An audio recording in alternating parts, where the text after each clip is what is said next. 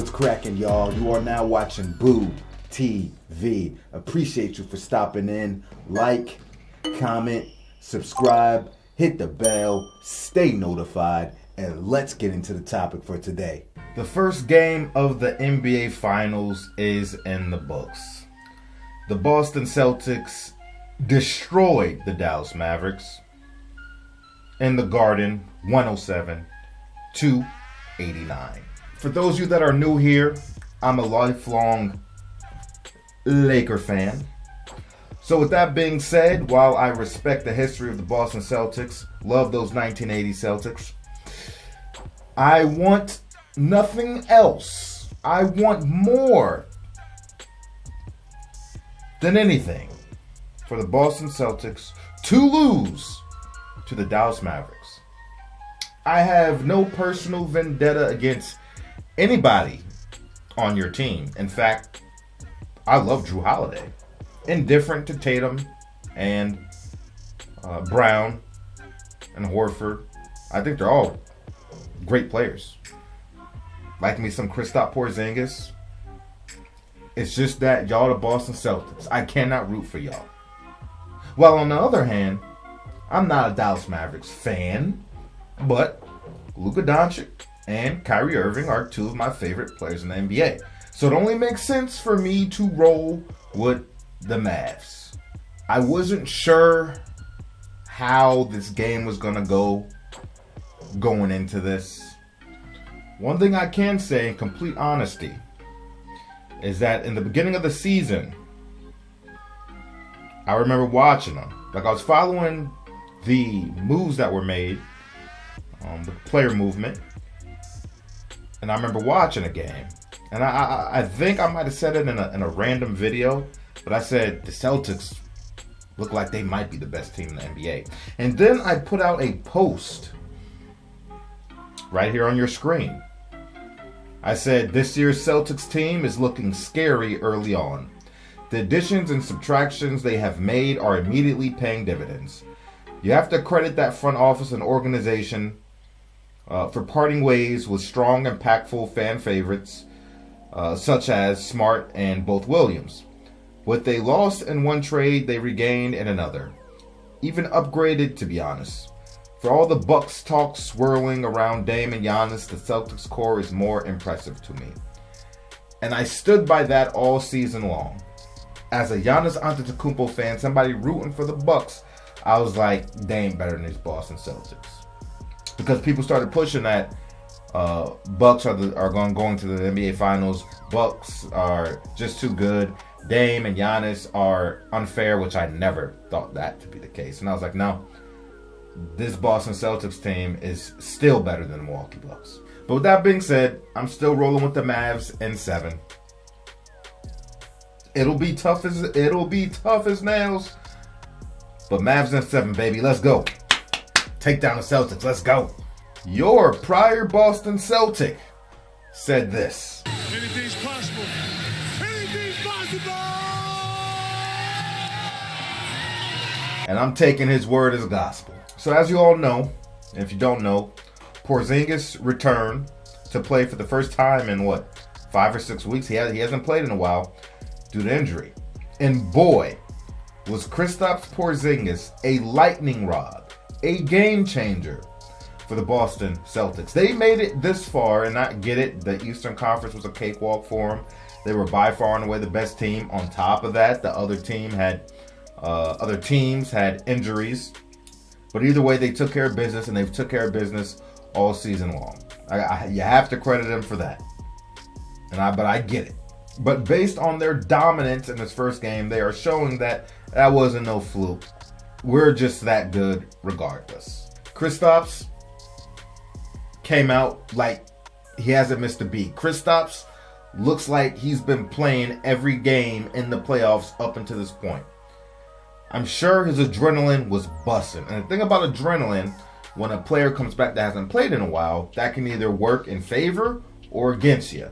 But you can see that it worked in his favor. Drilling shots, playing excellent defense, putting the pressure on the Dallas Mavericks. And he is going to be a problem for the Mavs. What I was watching, it literally reminded me, as a Laker fan, back in the 2011 playoffs, when the Lakers were trying to three-peat with Kobe and Powell, when they ran into Dirk Nowitzki.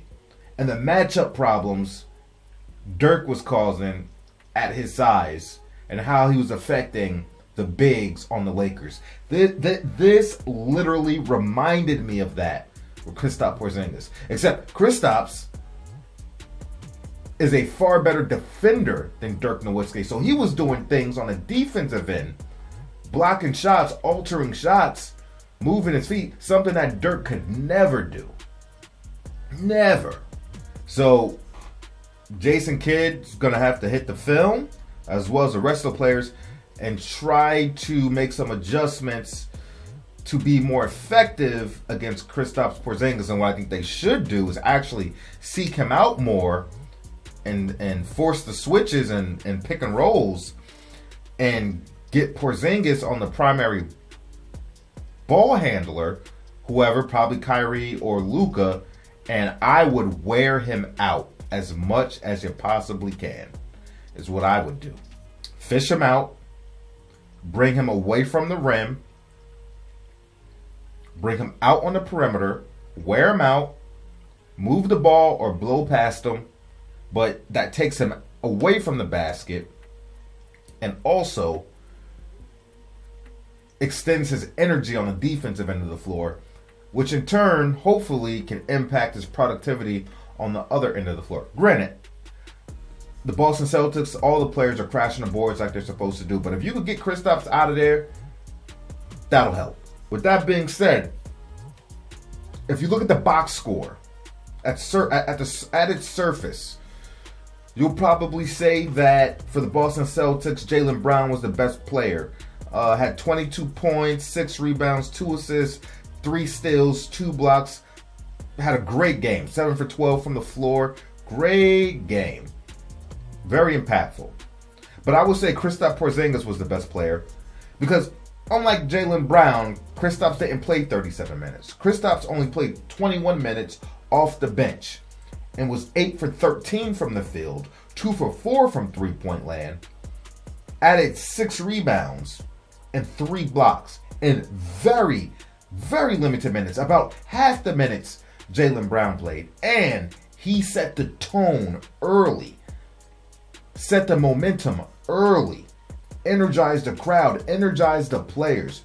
Kristaps was the best player of that game.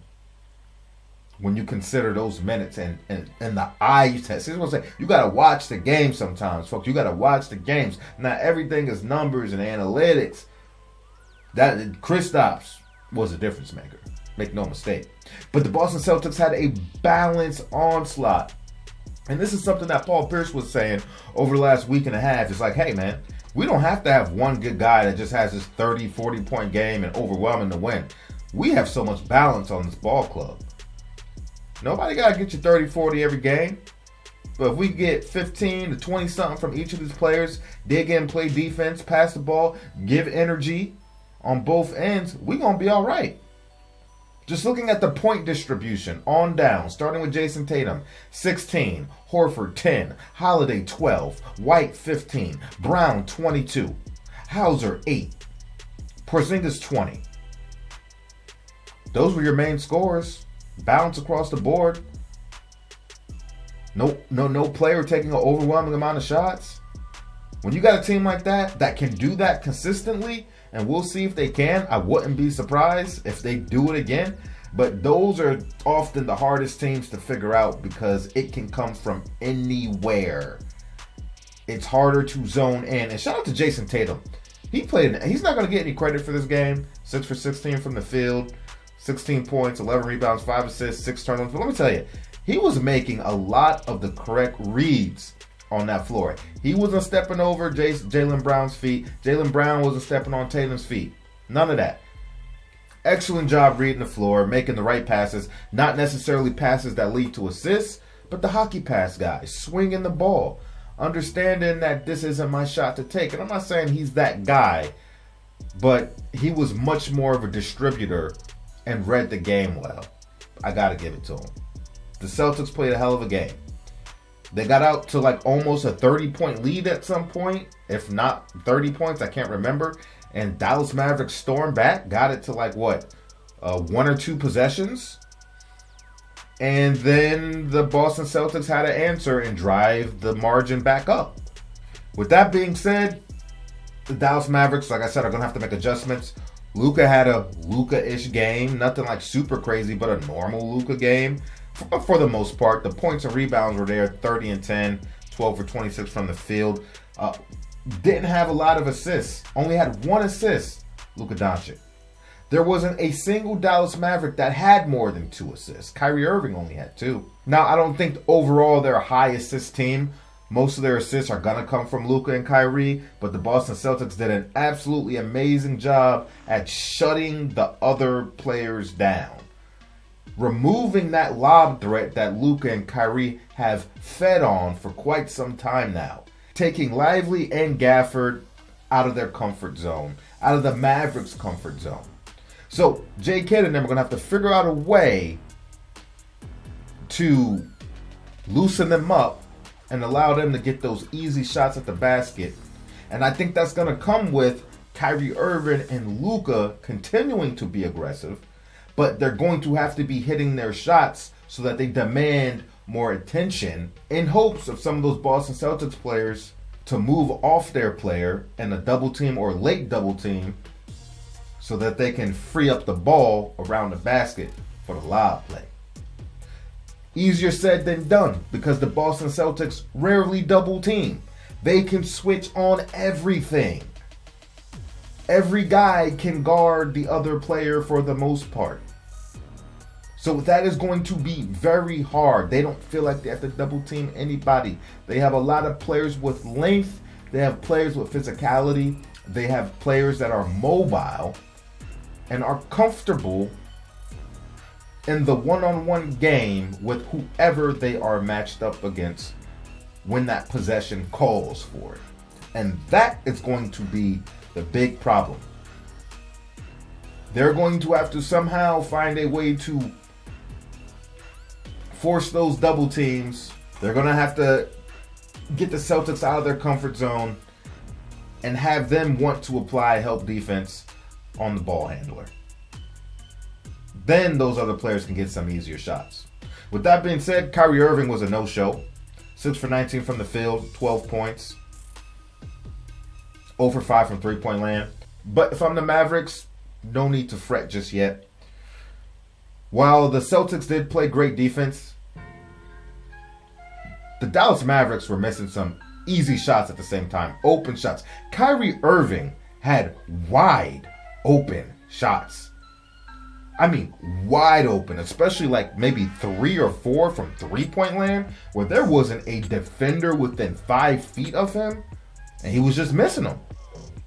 Shots that Kyrie Irving can make in his sleep. Shots that Kyrie Irving makes with players draped on him sometimes. The ball just wasn't going in. And these shots weren't even close, to be honest. They weren't, rimming in and out. And these shots weren't even close. They were clanking. So I don't expect that to happen from Kyrie again and again and again. I think that's an outlier performance for the most part. I mean, there were some shots that he missed, and the Mavs missed some easy ones when they're on that run that could have officially put them back in this game. And who knows where the momentum goes for that point. But it didn't happen. Lively was in foul trouble all game. Gafford only played 14 minutes, so they're going to have to figure out a way to utilize Gafford and Lively. Don't know if they'll be able to play those guys together with this Boston Celtics team. But this may be a series where they may pull on Tim Hardaway Jr.'s cape a little bit, for lack of a better word, cape. But they may pull his card for this series as far as the matchups go if they can't run Gafford and Lively as much, if they can't figure that out. And the Boston Celtics continue to neutralize their effect, because Tim Hardaway Jr. Because Tim Hardaway, he used to be a regular rotation guy for years, and then he hasn't been utilized much this playoffs. I don't remember ever seeing him last series. at least in meaningful minutes.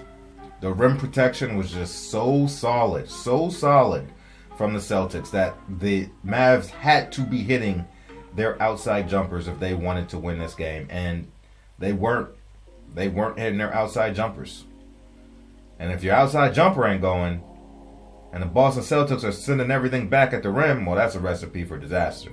I mean, the Celtics had as many blocks as the Mavericks had assists. 9. You ain't gonna win. You ain't gonna win like that, man. I'll tell you this, both teams went deeper into their bench than I expected them to. A lot of bench players got some pretty decent minutes from both teams this game, and you don't always see that a lot, especially this deep in the playoffs. So it was good. It was good to see, in my opinion. I actually kind of like that.